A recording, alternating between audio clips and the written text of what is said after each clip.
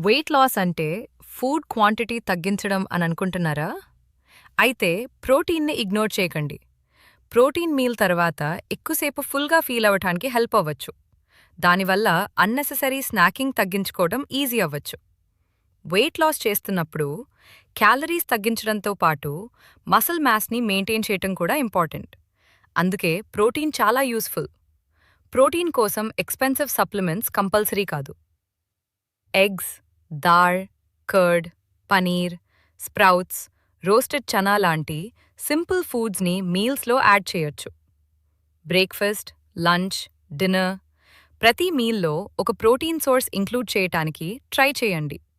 కాబట్టి వెయిట్ లాస్లో ఫుడ్ని జస్ట్ తగ్గించడం కాదు, బ్యాలెన్స్డ్గా తినడం ఇంపార్టెంట్.